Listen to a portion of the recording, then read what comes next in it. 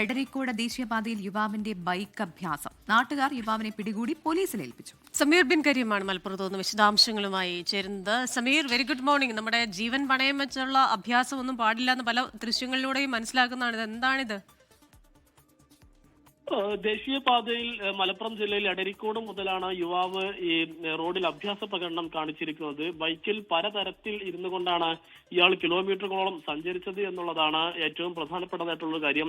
6 വരി പാതയാണ്, വലിയ തിരക്ക്, വലിയ വേഗതയിൽ വാഹനങ്ങൾ എത്തുന്ന ഒരു പാത കൂടിയാണ് എന്നുള്ളതാണ് എടുത്തു പറയേണ്ടിയിരിക്കുന്ന ഒരു കാര്യം. എടരിക്കോട് മുതൽ കക്കാട് വരെ യുവാവ് ഇത്തരത്തിൽ അഭ്യാസ പ്രകടനം നടത്തി. പിന്നാലെ നാട്ടുകാരിടപെട്ട് യുവാവിനെ പിടികൂടി പോലീസിൽ ഏൽപ്പിക്കുകയായിരുന്നു. തിരുവങ്ങാടി പോലീസ് യുവാവിനെ കസ്റ്റഡിയിൽ എടുത്തിട്ടുണ്ട്. തിരൂർ മംഗലം സ്വദേശി മുഹമ്മദ് ഫാരിസ് എന്ന് പറയുന്ന യുവാവാണ് ഇത്തരത്തിൽ അഭ്യാസ പ്രകടനം നടത്തിയിരിക്കുന്നത്. ഇയാളെ തിരുവങ്ങാടി പോലീസ് കസ്റ്റഡിയിലെടുത്തു. ഇയാളുടെ വാഹനം കസ്റ്റഡിയിലെടുത്ത് ജാമ്യത്തിൽ വിട്ടയച്ചിരിക്കുകയാണ്.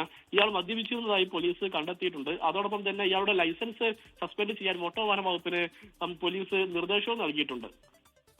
മദ്യത്തിന്റെ ഒക്കെ ഒരു പവറേ വേണ്ടി വന്ന അയാൾ ഹെലികോപ്റ്റർ വരെ ഓടിക്കുന്നു.